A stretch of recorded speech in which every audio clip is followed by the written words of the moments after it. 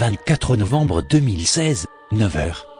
Donald J. Trump est élu par le peuple américain, président des États-Unis d'Amérique, malgré une forte contestation de ses idées rétrogrades. Ne trouvez-vous pas étrange qu'un personnage aussi controversé arrive à la tête du pays leader du monde libre?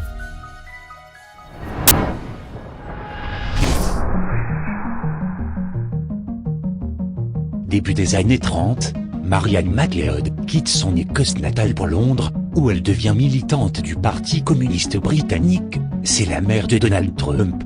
À la fin des années 30, elle part aux États-Unis sur un ordre du parti où elle séduit une grosse fortune du Nouveau Monde, Fred Trump. Embrigadé très tôt par sa mère, Donald Trump reçoit une éducation communiste, à l'insu de son père. Pourtant, avez-vous déjà vu un milliardaire communiste? 18 février 2017, peu de temps après son arrivée au pouvoir, le président fait un meeting en Floride, où il annonce un attentat en Suède ayant eu lieu la veille au soir. You look at what's happening last night in Sweden. Sweden. Who would believe this? Sweden. They took in large numbers. They're having problems like they never thought possible. Or cet événement ne s'est jamais déroulé. Le public du meeting est quelque peu dérouté de cette déclaration. Et pourtant 2 mois plus tard un attentat se déroule à Stockholm. Comme à l'accoutumée, les terroristes de l'État islamique sont pointés du doigt. La coïncidence est pourtant frappante, trop pour en être une. Mais retournons dans l'Amérique des années 60.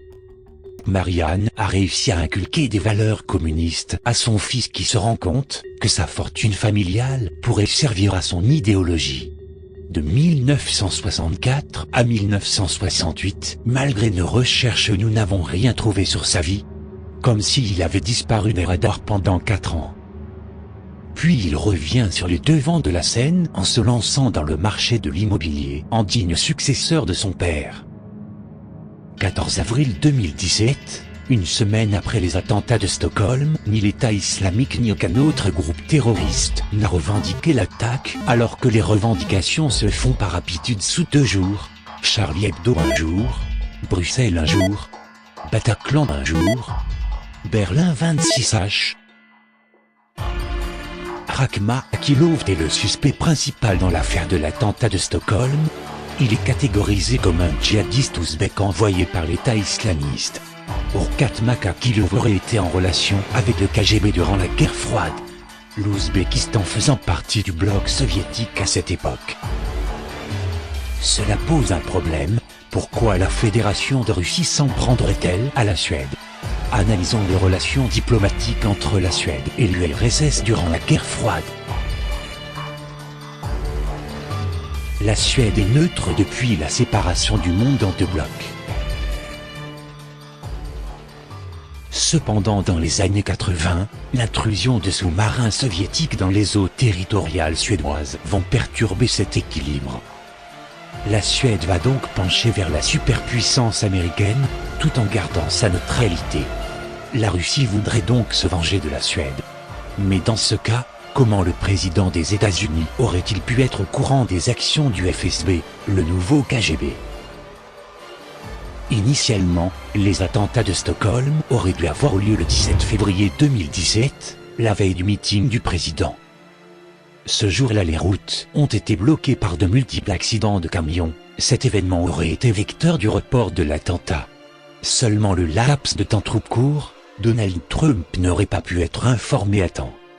En effet, les présidents russes et américains sont en réalité plus proches qu'il n'y paraît. Pour expliquer cela, revenons aux élections russes de 2000.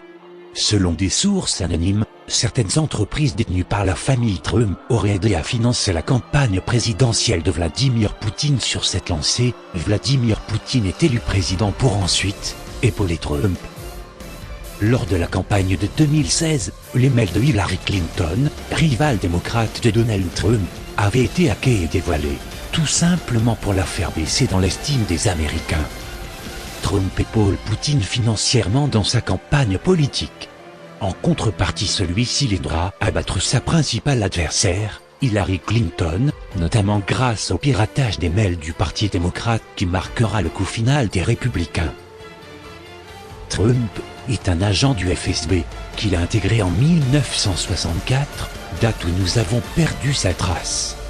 Poutine veut en réalité placer un de ses agents en commandement de l'hyperpuissance américaine, afin de la contrôler et de fonder un vaste empire dans l'hémisphère nord.